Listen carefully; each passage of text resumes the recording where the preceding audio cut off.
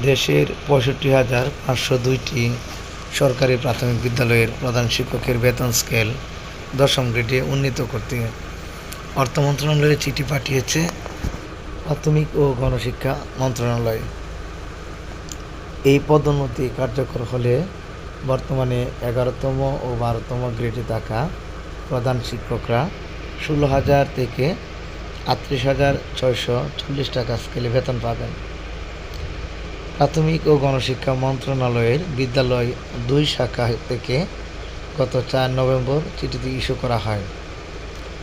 মন্ত্রণালয়ের যুগ্ম সচিব রেবেকা সুলতানা ৫ নভেম্বর এর চিঠিতে সই করেছেন।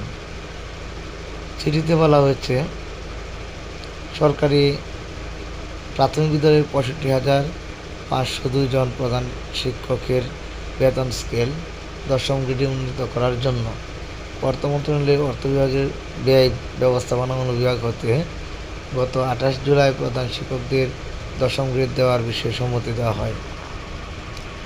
এরপর ৭ অক্টোবর জনপ্রশাসন মন্ত্রণালয় থেকে এ সংক্রান্ত স্মারকে সম্মতি দেওয়া হয়।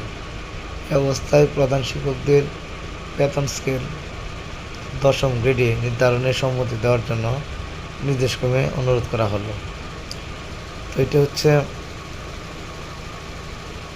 প্রাইমারির প্রধান শিক্ষকদের, সকল প্রধান শিক্ষকদের জন্য একটা সুখবর। কারণ তারা এতদিন যাবৎ যে আন্দোলন করেছিলেন দশম গ্রেডের জন্য, সেই দশম গ্রেডের স্বপ্ন অবশেষে পূরণ হচ্ছে। তো সবার জন্য শুভকামনা রইল। ধন্যবাদ সকলকে।